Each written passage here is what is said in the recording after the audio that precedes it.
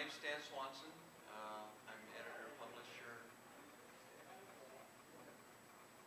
One moment. Hello.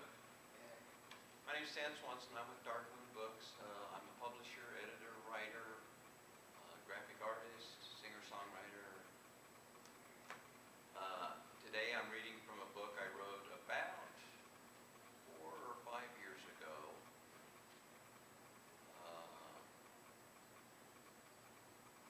2011 was the revised edition. I wrote this first. I had it released, and I went back and read it about a year later and thought this could be a lot better if it wasn't just me editing it. So I had a lot of editing help. In fact, Jen helped edit some of this. Mike O'Neill helped edit some of this. I think Mina helped edit some of this. And then on top of that, I added 3 stories to it. So it became a much better book, and something that all of the stories in it. If you like your zombies just really scary and deadly, this isn't the book for you. It's mainly light and humorous, but with blood and guts. The story that I am going to read is called Every Death You Take. The antique air conditioning unit crammed into the window of the reception area of Romero, O'Banion, Pulce, and Flanders groaned once, then shuddered into silence. Trinity Johnson raised an eyebrow at the thing as a drip of water, or perhaps some alien hazardous substance, onto the warm carpet of the foyer. "I'll bet the air conditioner works in Mr. O'Banion's office," she grumbled beneath her breath, while she applied a crushed layer of barn shingle red nail polish to her pinky. She blew on it and picked up a copy of People magazine to use to fan herself. Her blonde hair was so coated with hairspray that the magazine failed to budge a single strand. Although the law firm of Romero, O'Banion, Pulce, and Flanders wasn't the most successful partnership in Los Angeles, it didn't reside at the bottom either. Trinity knew of at least 2 other firms in worse shape. The law office had been much more successful before Mr. Pulce had passed away. Mr. Romero rarely made it into the office nowadays, and to be frank, Mr. Flanders couldn't find his asshole without the aid of a basic anatomy book. Even then, the book needed pictures with no fancy terms like rectum or anus. Mr. O'Banion was the only partner in the firm who came in with any regularity. He usually spent most of his day with his putter in hand, sending orange golf balls across the worn carpet. Trinity heard the creak of the office's front door, but didn't bother glancing in that direction. First things first, her nails weren't going to clean themselves after all. She applied one last coat of polish to her pinky and blew on it again. Whoever had entered cleared their voice. "Be right with you, sweetie." Trinity reached to reattach the fingernail bottle cap and brush. The visitor spoke. "I have a 10:13 appointment with Mr. O'Banion. I'm somewhat pressed for time. Extremely busy schedule today." "You must be mistaken," she said, fumbling with the cap. "Mr. O'Banion has no appointment scheduled today. And the only one on the schedule would be in the half hour. Mr. Flanders does have a meeting scheduled for 10:30. However, that one is with a Miss Linnea Kroger, if I remember correctly. Are you Mrs. Kroger's companion?" "I assure you, young lady, I have a 10:13 with Mr. O'Banion. If you could please direct me to his office, I would greatly appreciate it." Trinity bit her lip, looked up, ready to inform the visitor he certainly did not have an appointment. The thought disappeared in an instant, her blue eyes growing to the size of the compact mirror in her purse. The visitor stood over 6 feet tall, dressed in black robe with a hood that hid his face. In his right hand, a scythe gleamed in the sunlight that seeped through the reception area's grime-covered windows. "Good," she sputtered. "Is that a question?" the visitor asked. A wetness spread across Trinity's lap. She had forgotten to replace the cap on the bottle of nail polish. Blood-red liquid covered the front of her white skirt. "Shit." "Very good. Now that you have your vocabulary back, I really need to see Mr. O'Banion." Her first thought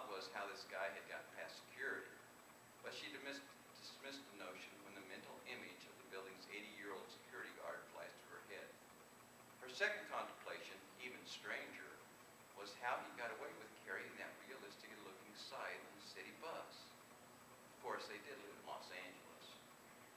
Must be part of some gag, she thought. Probably one of those clerks who kept hitting on her from the costume shop down the street.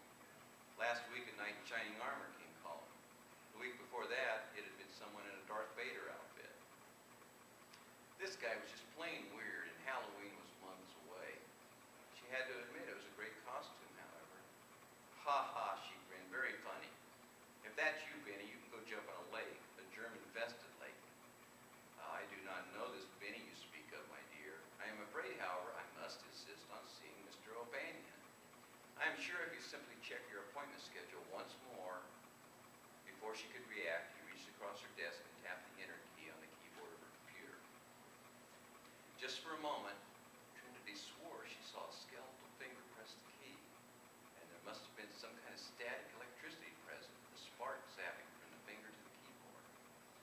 Ah, there it is, he said. Trinity glanced at the computer screen. Mrs. Linnea Kroger's name was now still listed at 10:30, but now there was another entry above it. Mr. O'Banion, 10:13, representative from the Brimstone Corporation. How'd you do that? She asked. The dark figure simply raised an eyebrow in the shadows of his hooded face. Trinity scowled, no longer amused. I think you'd better leave. Her intent had been to sound forceful, but her voice broke. She shoved the strength back to her vocal cords. Or would you rather I call one of our associates to assist you? That might be difficult, the figure replied. Mr. Romero is in Pittsburgh. Mr. Flanders hasn't arrived yet. And Mr. Fulci, well, Mr. Fulci is deceased. I believe he was in Italy at the time. Yes, that's right. I remember him fondly. The specter stretched out a hand that had no flesh. With bony fingers, he pulled a pocket watch from his robe. My, we only have a couple of minutes, Trinity. She couldn't remember mentioning her name. Can we get on with this? I have several more appointments before lunch. Not that I stopped for lunch, of course. Her eyes didn't leave the figure's bony hand until it disappeared into the sleeve of his robe. You can't be serious, her voice barely whispered. Oh, as serious as, well, death, he said with an eerie laugh. Sorry, little inside joke.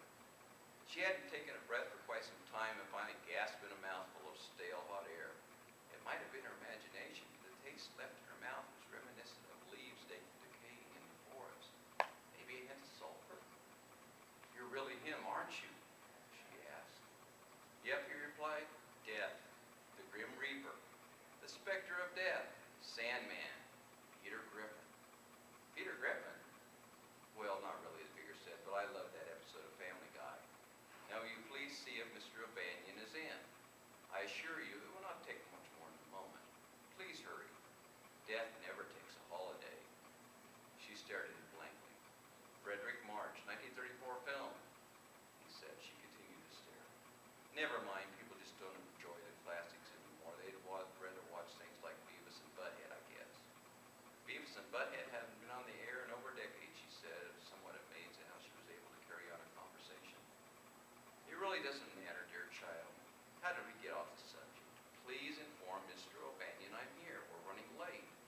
I hate to show my angry side, Trinity. You wouldn't like me when I'm angry. Bill Bixby, she said. The Incredible Hulk?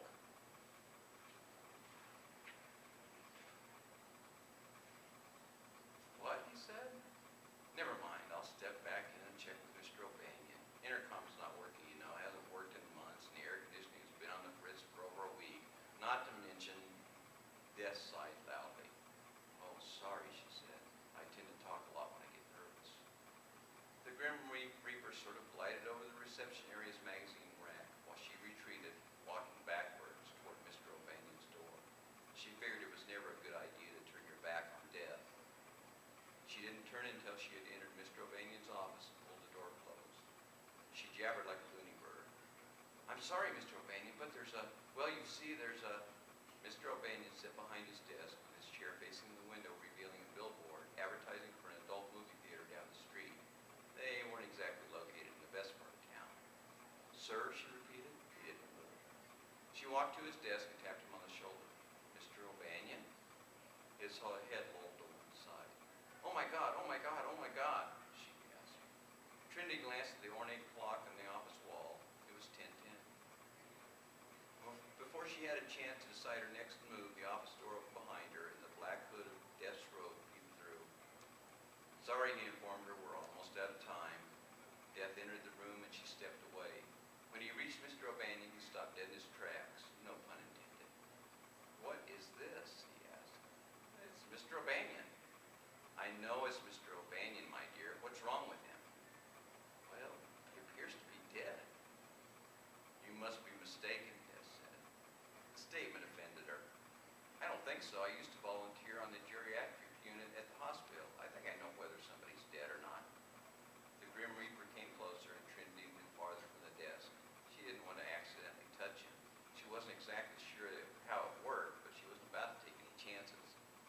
No, that's impossible, Death glanced at his pocket watch. It just doesn't work that way. Well, he's dead, and I certainly didn't do it. It was like that when I came into the room, I swear. Can I go now? Death pointed a commanding, bony finger in her direction and shook his head. He paced in front of the dead lawyer's desk. O'Banion still sat upright in his chair. Death used his scythe to nudge him. The attorney tipped slowly to his right and flopped to the floor. Hellfire, Death muttered. He really is dead, isn't he? That's what I tried to tell you. The Grim Reaper paced a few more times and eventually wandered into the reception area. Trinity followed at a distance, waiting patiently for a possible escape route. This doesn't make any sense, Death said. You sure you didn't kill your boss?